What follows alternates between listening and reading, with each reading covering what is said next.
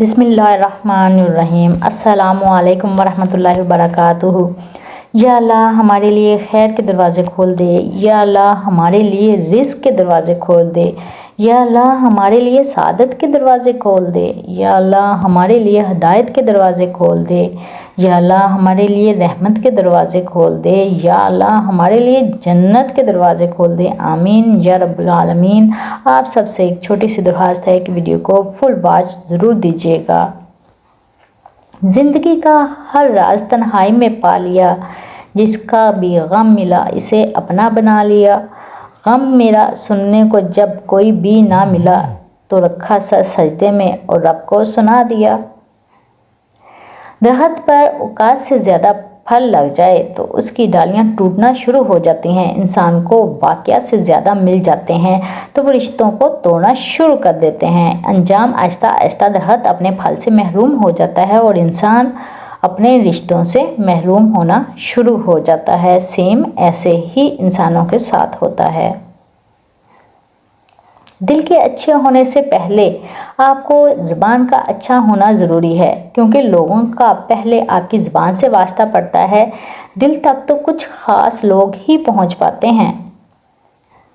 رسول اللہ صلی اللہ علیہ وآلہ وسلم نے ارشاد فرمایا، جو شخص جنت میں داخل ہوگا اسے ایسی نعمتیں دی جائیں گی کہ پھر اسے کوئی تکلیف نہیں ہوگی، نہ اس کے کپڑے پرانے ہوں گے، نہ اس کی جوانی ختم ہوگی۔ روٹی ہوئی خاموشی سے بولتی ہوئی شکایتیں اچھی ہوتی ہیں۔ شکایتیں ہوں تو دل کا غبار نکل جاتا ہے۔ شکایتیں اگر خاموشی اختیار کر لیں تو فاصلوں کے سبب بن جاتی ہیں۔ بدلہ لینا میری فطرت نہیں، بد دعا دینا میری عادت نہیں۔ مجھے جس سے شکایت ہو، میرا دل جس نے دکھایا ہو، میں آنکھیں بند کر لیتی ہوں، ایک لمبی سانس لیتی ہوں اور سب خدا پر چھوڑ دیتی ہوں۔ جب کوئی تمہیں بے وجہ رلائے تو تم اپنے آنسو اس یقین کے ساتھ صاف کر لینا کہ زندگی کے کسی موڑ پر وہ تم سے زیادہ روئے گا۔ بے شک اللہ بہترین انصاف کرنے والا ہے۔ اپنے آنسوؤں کو اتنا مہنگا کر دو کہ کوئی انہیں خریدنے کی کوشش نہ کرے، اور اپنی مسکراہٹ کو اتنا بے مول کر دو کہ ہر کوئی اس کو پانے کی چاہت کرے۔ کسی کو اذیت بھرے رات دن سے نواز کر آپ کو کیا لگتا ہے کہ آپ ساری زندگی یوں ہی ہنستے مسکراتے رہو گے، خوش ہی رہیں گے؟ ایسا ہو سکتا ہے؟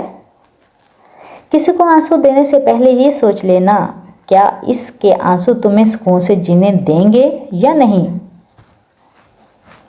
دل مت دکھاؤ، کسی کا اتنا دل مت دکھاؤ کہ وہ اللہ کے سامنے تمہارا نام لے کر رو پڑے، کیونکہ ٹوٹے ہوئے دل کی آہ عرش تک جاتی ہے۔ زیادتی اتنی ہی کرو جتنی خود پہ آئے تو جھیل سکو، اور صبر اتنا ہی سمیٹو جتنا خدا کا عذاب برداشت کرنے کی طاقت رکھتے ہو، کیونکہ صبر کرنے والے کا معاملہ اللہ تعالی رب العزت کا معاملہ بن جاتا ہے۔ طالب علم ضرور پڑھیں، روز صبح 3 مرتبہ پانی پر دم کریں اور اس پانی کو پی لیں۔ یا رحیم یا علیم یا حکیم یا اللہ۔ انشاءاللہ دن بدن آپ کا دماغ تیز ہوتا جائے گا۔ انشاءاللہ تعالی یہ طالب علم ضرور اپنائیں اور اپنے نمازوں کی پابندی کریں۔ اولاد کے لیے دعا ہے، یا اللہ میری اولاد کو دنیا کی ہر فتنے، ہر شر سے محفوظ فرما۔ یا اللہ میری اولاد کو ہر قدم پر کامیابی عطا فرما۔ یا اللہ میری اولاد کو صبر و تحمل، عاجزی، ایمان کی دولت سے عطا فرما۔ یا اللہ میری اولاد کو لمبی عمر اور خوشحالی عطا فرما۔ یا اللہ میری اولاد کو میرے حق میں بہترین بنانا۔ یا اللہ تمام اولادوں کو اپنے والدین کا فرمانبردار بنا دے، آمین یا رب العالمین۔ حضرت علی رضی اللہ تعالیٰ عنہ نے فرمایا، کسی کا ضعف دینا ہو تو اسے عزت دو، فطرت دینی ہو تو اسے آزادی دو، نیت دیکھنی ہو تو اسے قرض دے دو، خصلت دیکھنی ہو تو اس کے ساتھ کھانا کھاؤ، صبر دیکھنا ہو تو اس پر تنقید کر کے دیکھو، خلوص دیکھنا ہو تو اسے مشورہ کر کے دیکھو۔ بہتان لگانے کا انجام۔ حضرت رسول خدا صلی اللہ علیہ وآلہ وسلم نے فرمایا، جو کسی مومن یا مومنہ پر بہتان لگائے یا اس کی نسبت وہ بات کہے جو اس میں نہیں ہے، اللہ اس کو آگ کی پشتہ پر جگہ دے گا۔ حلالہ کیا ہے؟ حلالہ ایک لعنتی فعل ہے۔ تم اللہ کے احکام کو ہنسی کھیل نہ بناؤ۔ سورہ بقرہ۔ رسول اللہ صلی اللہ علیہ وسلم نے حلالہ کرنے والے اور کروانے والے دونوں پر لعنت کی ہے۔ حلالہ کی غرض سے کیا گیا نکاح نکاح نہیں زناکاری ہے۔ اس نکاح سے عورت پہلے خاوند کے لیے حلال نہیں ہو سکتی۔ واللہ عالم۔ یہ جامع ترمذی میں ہے۔ ہندو کا سوال۔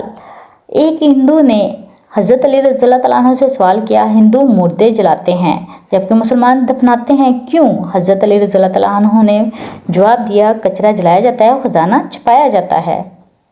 گانا سننے کا عذاب۔ حضور اکرم صلی اللہ علیہ وآلہ وسلم نے ارشاد فرمایا، جو گانے والی کے پاس بیٹھے کان لگا کر دھیان سے اس سے سنے تو اللہ عز و جل بروز قیامت اس کے کانوں میں سیسا انڈیلے گا۔ زندگی 40 سال کی ہو جائے تو سمجھ لیجئے زندگی کی اثر ہو چکی ہے۔ اپنے اخلاق، کردار اور آخرت کی طرف توجہ دیں، کیونکہ عصر اور مغرب میں زیادہ تاخیر نہیں ہوا کرتی۔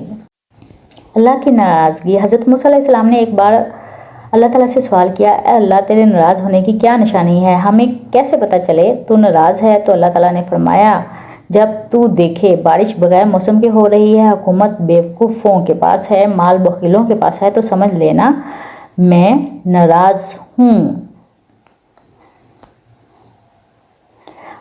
مغرب کے بعد بچوں کو گھر سے باہر نہ جانے دو۔ نبی کریم صلی اللہ علیہ وآلہ وسلم نے فرمایا، جب تک سورج غروب ہو جائے تو رات کی ابتدائی تاریکی غائب ہو جانے تک اپنے مویشی، اپنے بچے نہ چھوڑو، کیونکہ اس وقت شیطان چھوڑے جاتے ہیں۔ آج تک کسی نے بریلوی کریانہ سٹور، اہل حدیث ہوٹل، دیوبندی دواخانہ، شیعہ شاپنگ سینٹر وغیرہ دیکھے ہیں؟ ہرگز نہیں، کیونکہ کاروبار میں نقصان ہوگا، دوسرے فرقوں کے خریدار نہیں آئیں گے۔ لیکن انہی سب ناموں سے جو نقصان دین اسلام کو پہنچ رہا ہے، اس کی کسی کو فکر نہیں۔ پریشانی آزمائش ہے یا سزا؟ حضرت علی رضی اللہ تعالیٰ عنہ سے کسی نے پوچھا، یہ کیسے پتہ چلے گا جو پریشانی یا مصیبت ہم پر آئی ہے وہ اللہ تعالیٰ کی طرف سے آزمائش ہے یا ہم پر اللہ کی طرف سے سزا ہے؟ آپ صلی اللہ علیہ وسلم نے جواب دیا، جو مصیبت تجھے اللہ کی طرف لے جائے وہ آزمائش ہے، جو مصیبت تجھے اللہ سے دور کر دے وہ سزا ہے۔ مانگنا ہے تو مقدر مانگ۔ حضرت علی رضی اللہ تعالیٰ عنہ نے فرمایا، خدا سے جب بھی مانگو تو مقدر مانگو، عقل نہیں، کیونکہ میں نے بہت سے عقل والوں کو مقدر والوں کے در پر دیکھا ہے۔ جیسا صبر ویسا اجر۔ نبی کریم صلی اللہ علیہ وآلہ وسلم نے فرمایا، جتنی آزمائش سخت ہوتی ہے اس کا بدلہ بھی اتنا ہی بڑا ملتا ہے۔ ساس سسر کی خدمت کیوں کروں؟ شوہر کے ماں باپ کی خدمت بیوی کا ذمہ نہیں، لیکن بیوی سعادت سمجھتے ہوئے ان کی خدمت سر انجام دیتی ہے تو رب کی طرف سے بیوی کو اتنا اجر اور صلہ ملتا ہے کہ اس کے آنے والی نسلیں سنور جاتی ہیں۔ ایک بزرگ سے کسی نے پوچھا، انسان کا سکون کہاں چھپا ہے؟ فرمایا، غفلت ہو جائے تو سجدے میں، غلطی ہو جائے تو توبہ میں۔ جو والد کی قدر کرتا ہے وہ کبھی غریب نہیں ہوتا، اور جو ماں کی قدر کرتا ہے وہ کبھی بد نصیب نہیں ہوتا۔ مولانا رومی کہتے ہیں، ہر وقت اپنا تن اور من صاف رکھو، کیا خبر کب اپنے رب سے ملاقات ہو جائے۔ وہ 5 چیزیں جو آپ کو چھوڑ دینی چاہیے: 1 ہر ایک کو راضی رکھنا، 2 تبدیلی سے گھبرانا، نمبر 3 ہر وقت ماضی میں رہنا، نمبر 4 بہت سوچتے رہنا، نمبر 5 اپنے آپ کو دوسروں سے کم تر سمجھنا۔ عمر میں بڑا ہونے سے کچھ نہیں ہوتا، بڑے آپ تب ہوتے ہیں جب آپ دوسروں کو سہنا اور برداشت کرنا سیکھ جاتے ہیں۔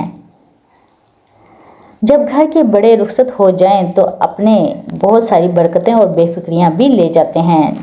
جب ماں چھوڑ کر جاتی ہے تو کوئی دعا دینے والا نہیں ہوتا، جب باپ چھوڑ کر جاتا ہے تو کوئی حوصلہ دینے والا نہیں ہوتا۔ اللہ تعالیٰ سب کے ماں باپ کو سلامت رکھے۔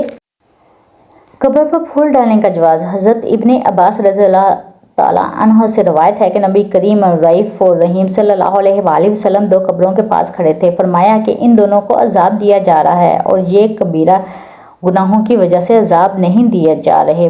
پھر فرمایا، بلکہ ان میں سے ایک چگلی کھایا کرتا تھا اور دوسرا پیشاب کی چھینٹوں کی وجہ سے بچتا نہیں تھا۔ پھر آپ صلی اللہ علیہ وآلہ وسلم نے ایک سبز ٹہنی توڑی اور اس کے 2 حصے کیے، پھر ایک ہر قبر پر ایک حصہ گاڑ دیا، پھر فرمایا کہ جب تک یہ خشک نہ ہوں گی شاید ان کے عذاب میں تخفیف ہوتی رہے۔ 3 عورتوں کی طرف دیکھ کر اللہ تعالیٰ مسکراتا ہے۔ پہلی خوبی پردہ ہے۔ پردہ کسی بھی خاتون کی ایسی خوبی ہے جو اللہ تعالیٰ کو پسند ہے۔ دوسری خوبی جو اللہ کو بہت زیادہ پسند ہے وہ اپنے شوہر سے ٹوٹ کر محبت کرتا ہے۔ تیسری خوبی اللہ کے آگے جھکنا، رکوع سجدہ ہو کر قرآن پاک پڑھنے والی عورت۔ امام شافعی فرماتے ہیں 4 چیزیں بدن میں قوت پیدا کرتی ہیں: گوشت کھانا، خوشبو سونگھنا، کثرت سے غسل کرنا، صوتی کپڑا پہننا۔ 4 چیزیں نظر کو تیز کرتی ہیں: خانہ کعبہ کے سامنے بیٹھنا، سوتے وقت سرما لگانا، سبز زار کو دیکھنا اور صاف جگہ بیٹھنا۔ 4 چیزیں عقل کو بڑھاتی ہیں: فضول کام سے پرہیز، دانت صاف رکھنا، صالحین کی مجالس کرنا، علماء کی صحبت اختیار کرنا۔ 4 چیزیں رزق کو بڑھاتی ہیں: تہجد کی نماز، کثرت سے استغفار، کثرت سے صدقہ اور کثرت سے ذکر الہی کرنا۔ خوش بختی کی علامات۔ رسول اللہ صلی اللہ علیہ وآلہ وسلم نے فرمایا 4 چیزیں خوش بختی کی علامات ہیں: نیک بیوی، کھلا گھر، نیک ہمسایہ، اچھی سواری، اور 4 چیزیں بدبختی کی علامت ہیں: بری بیوی، تنگ گھر، برا ہمسایہ، بری سواری۔ میت کو بوسہ لینا۔ غسل دینے کے بعد میت کو کفور، محبت اور عقیقت سے بوسہ دینا جائز ہے، جیسا کہ حضرت صلی اللہ علیہ وآلہ وسلم نے عثمان بن مظعون رضی اللہ تعالیٰ عنہ کا بوسہ لیا اور روئے۔ اسی طرح حضرت ابوبکر صدیق رضی اللہ تعالیٰ عنہ نے نبی کریم صلی اللہ علیہ وسلم کی وفات کے بعد آپ صلی اللہ علیہ وسلم کی پیشانی کا بوسہ لیا۔ خاموش رہو، صرف خدا ہی تمہارے دل کا بوجھ ہلکا کر سکتا ہے۔ مولانا رومی۔ آپ سب سے ایک چھوٹی سی درخواست ہے کہ ویڈیو کو فل واچ ضرور دیجیے گا، دعا میں یاد رکھیے گا۔ اللہ حافظ۔